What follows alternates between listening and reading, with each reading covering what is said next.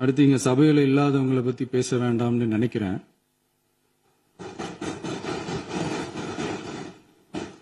இங்க நம்மளை பத்தி அவதூறு பரப்புறதோட மட்டும் இல்லாம இப்ப நம்ம மக்கள் மேலேயும் அவதூறு பரப்ப ஆரம்பிச்சிட்டாங்க.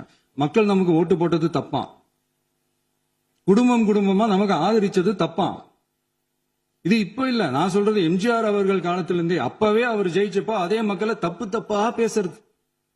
மக்கள் என்ன பண்ணிட்டாங்க, எம்ஜிஆர் என்ன பண்ணிட்டாரு, எம்ஜிஆர் என்ன இது பண்ணிட்டாரு.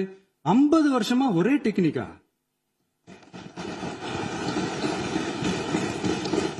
டெக்னாலஜி எல்லாம் மாறி வேற எங்கேயோ போயிட்டு இருக்கு பஸ்.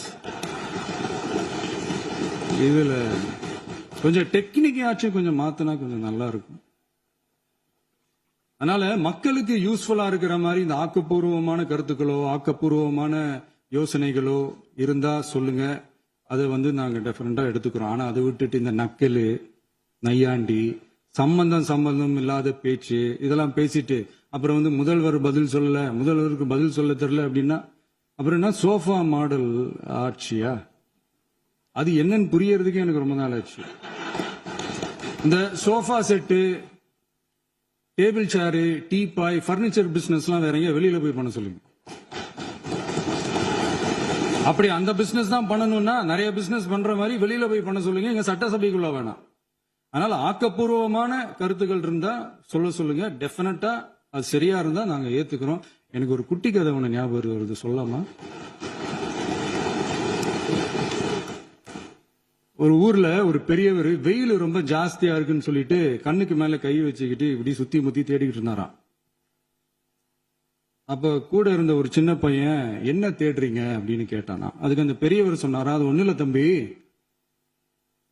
உங்க அப்பா இங்கதான் இருப்பாருன்னு சொன்னாங்க, அதான் தேடிக்கிட்டு இருக்கேன். எங்க உங்க அப்பாவையா காணோம்?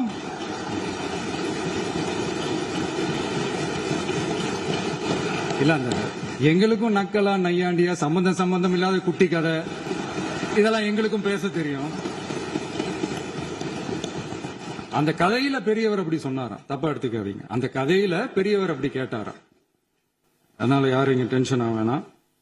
போயிட்டாங்க, பேசலாமா? உங்க கருத்துக்களை நீங்க முழுமையாக மன நிறைவோடு பேசலாம்.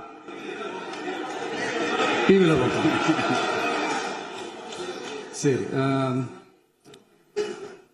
அதான் 5 நிமிஷம் பேசுனதுக்கே கொளத்தூரி இந்த ஆட்டம் அடிச்சு